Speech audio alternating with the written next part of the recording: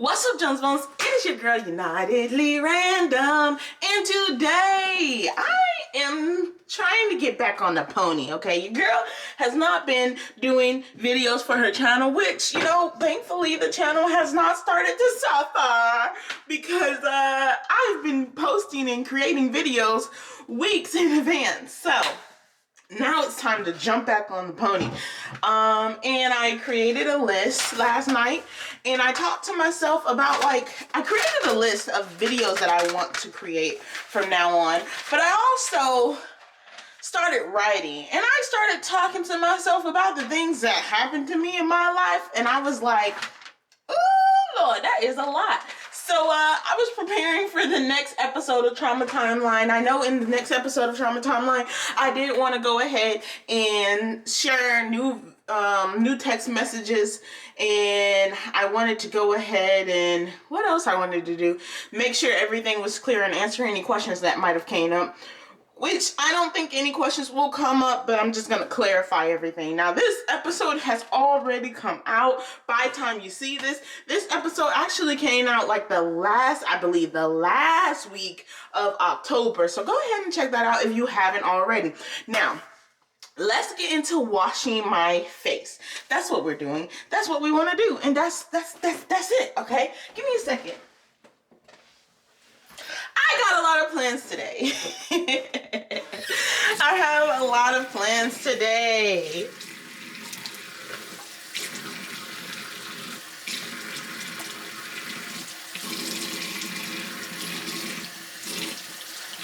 It was at this moment that he knew. He fucked up.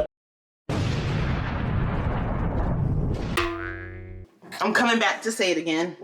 I have a lot of plans today. Today, me and Stu gotta record. We gotta record a Morocco food part 2.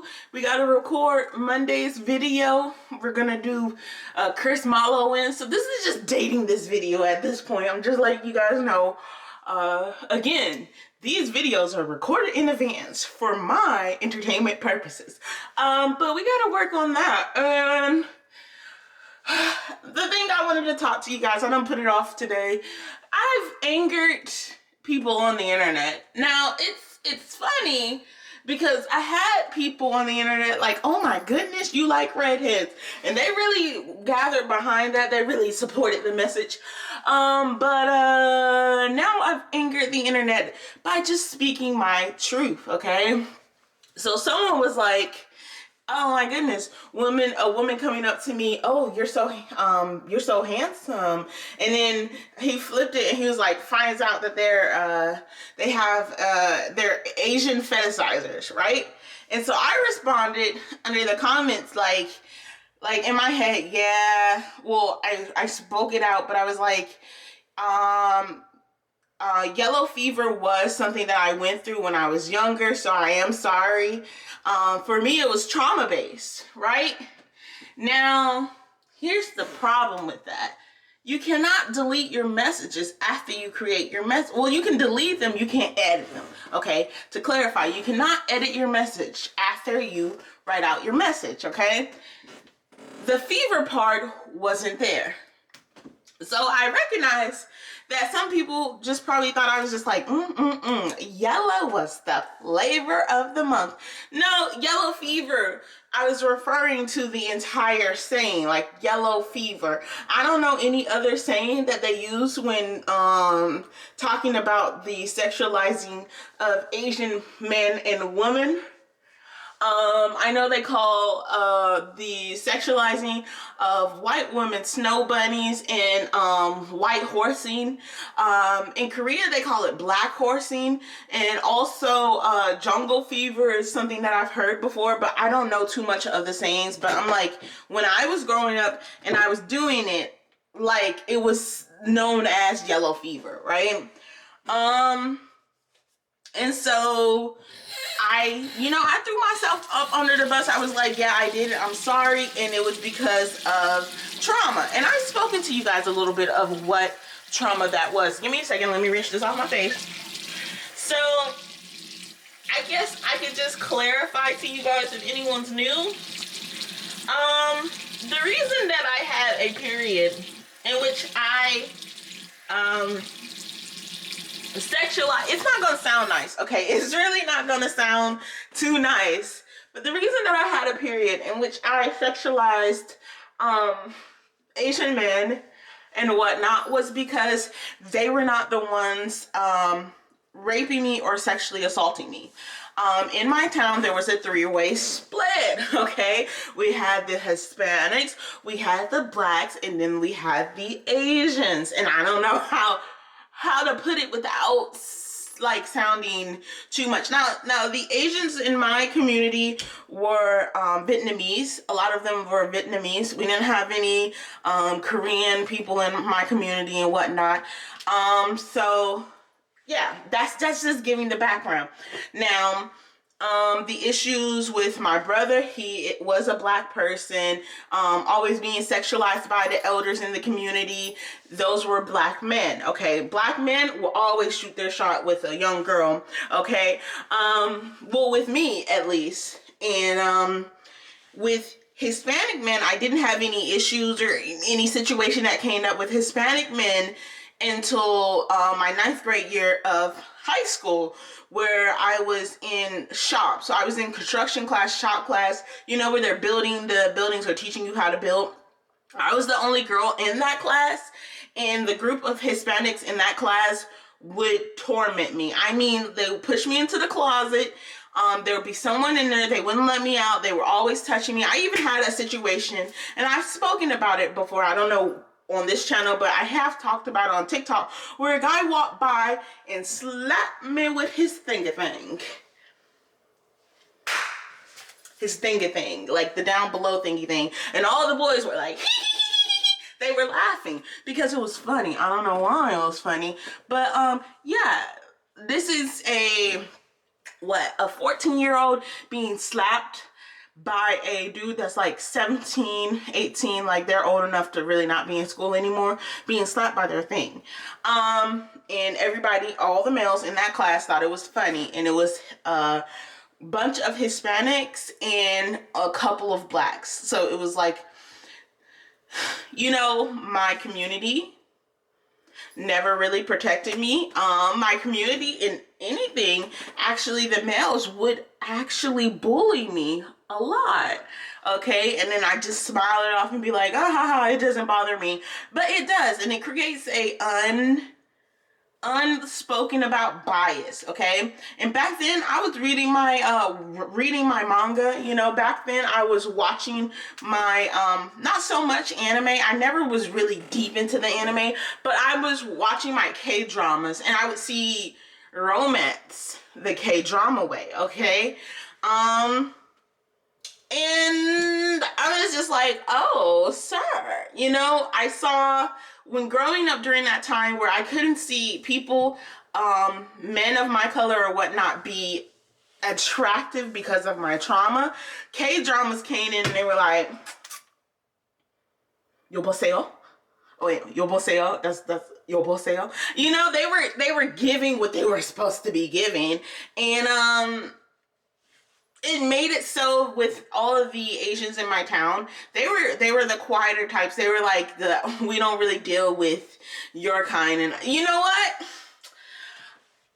Something y'all gonna learn about me is when I was younger, I went after people who did not want me. Every single one of my boyfriends, except the one that disappeared one day, every single one of the people that I ever was interested in any type of way, at one point, well, except women, at one point, these mans never wanted me. And that is I am the chaser, okay?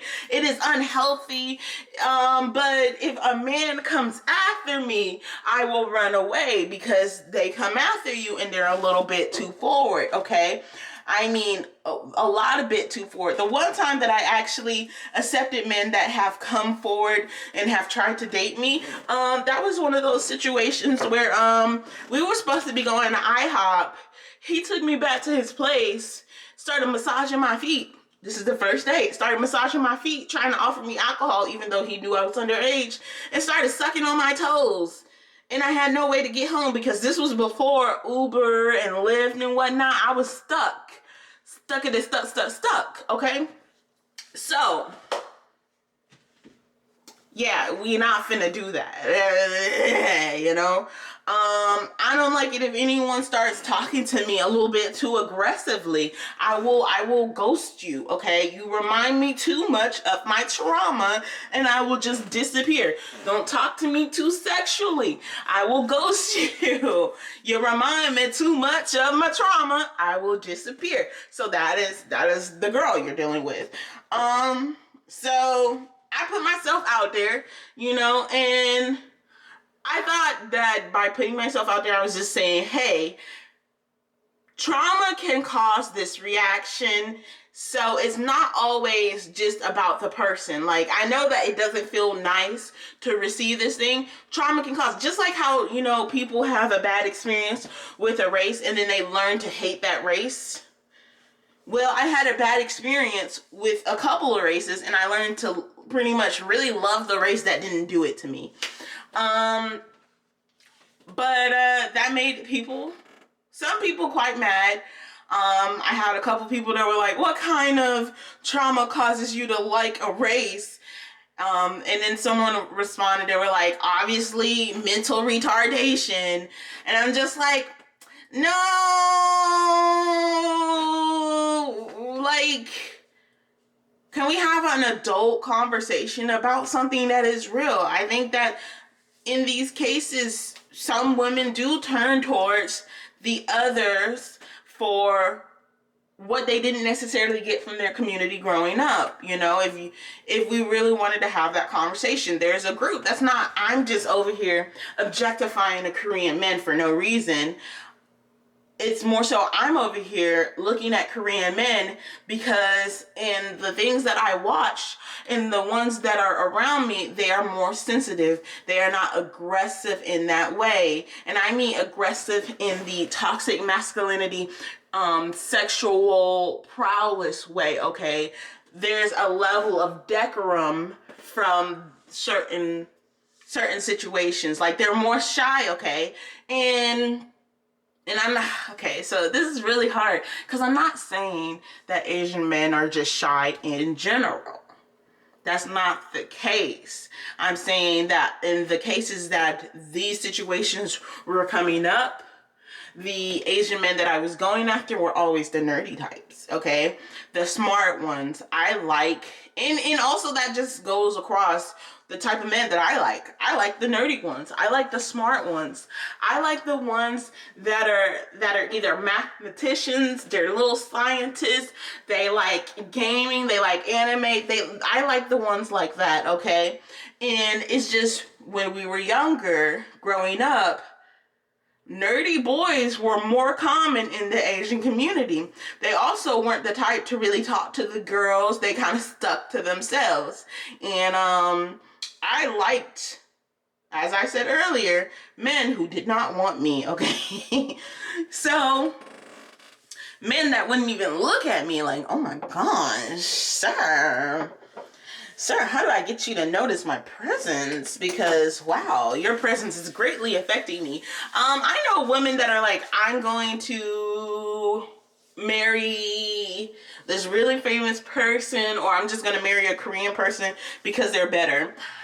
That wasn't the case. I didn't consciously choose that in my head, but I recognized once I started getting older that I definitely had a bias, and I had to work through said bias because I was like, come on, girl, come on, you got to work through said bias. And all that really helped me really was like, you know what, this is 100% true, that this bias is really affecting my ability to make relationships. All that really made, I met a couple of Korean fuckboys when I was in Korea, you know, and they were like, yeah, we don't treat you better. We don't treat women better on our side of the town, on our side of the ropes, okay? You know, you're going to get what you get. And at that point, it's about the man and not the race. But I still would like a nerdy boy. Thank you very much. There's something about a nerdy boy that's just perfect. You know, something about someone that's like really passionate about things other than rap music and drugs. Which is not all of the black community, because look, I got a black boy, and I had a black boy before him that was like, it's not about the rap music and the drugs, it's about the memes and the good times. I've had people like that fit into what I want in a man. It's just growing up with my brother in my household, he was gangbanging, and I did not want that. He was full hardcore. He was a part of a gang blanging, and I did not want that. And so it made me view men as a certain way, especially when the men in my own household, my older brothers, the things that they did or said towards me.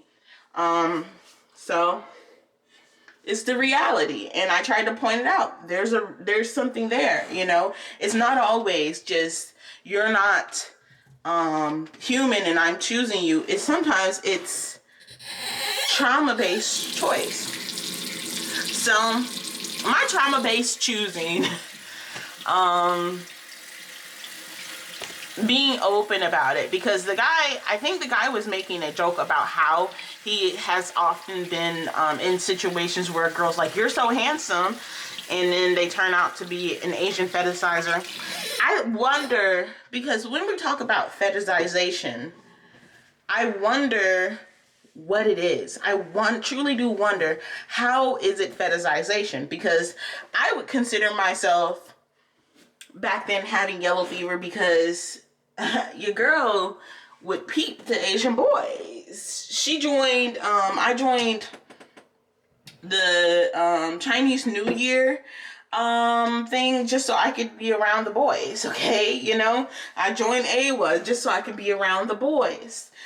There were certain things that I did to be around the boys, and I never, like, there's something, even now, I still do tend to find Asian men attractive. But also I turned out being bi, and so that really doesn't help my case, you know? I like when men do not fall into a role of toxic masculinity, and I don't see that too often in the Asian American group. The Hispanic population, I do see men having to be that macho men and them being a little bit more aggressive. In the black community, I see men kind of running the streets and needing to be more aggressive, or let's be real, going in and out of jail, because I have a first-hand example of that with my brother. Not taking care of their kids. First-hand example of that with my brother. So because of that, I had a bias. I didn't want to ever be with a man like my brother. And so, yeah. So I feel like all of this is just to constantly explain what in some cases isn't necessarily explainable. It is a bad habit, and I recognized it was a bad habit, and I was like, I'm gonna do better. But it's real. So that is it for today. I hope that if anyone does come across this video and they realize that, hey, you know, she might be talking about someone I know, or situations, or maybe if you find yourself having a preference for a certain race or a certain action, you ask yourself where that preference came from. Because I think the answer, when you ask yourself where that preference came from, is truly the answer on whether it's a preference or are you fetishizing a community. My answer behind why I was acting the way I was acting is I recognized it was due to trauma. And once I recognized it was due to trauma, I could actually work on fixing myself to the point that I wasn't just like, woo, only Asian men. And honestly, it's never been only Asian men. Like, if I limited myself to Asian men, I would have never been with anyone. Because let me tell you, as a plus size black woman, you go with what comes to you, okay? And I'm just saying, okay, this is also one of the reasons why I haven't necessarily dated a woman. Because as a plus size Black woman, there was already a line of people that I could turn to. There was already a line there. And I just had to choose someone that I felt made me safe. You know? That was the only problem. Do you make me feel safe? And if you do, let's ride. Let's ride at midnight. Much love and positive vibes, and I will see you guys next time. Now, I know that this video might not put me in the best of lights, and I'm going to be real with you. I didn't necessarily see myself in the best of lights, but it is real, and I wanted to share it for you guys, because one thing we're not going to do is act like the things that I've always done have not been questionable. Because your girl was moving in a questionable way at one point. Okay? And we're going to question it together. Much love and positive vibes. I hope to see you guys next time. Like, subscribe, do whatever you want to do as long as you are doing it with your girl, Unitedly Random. Bye!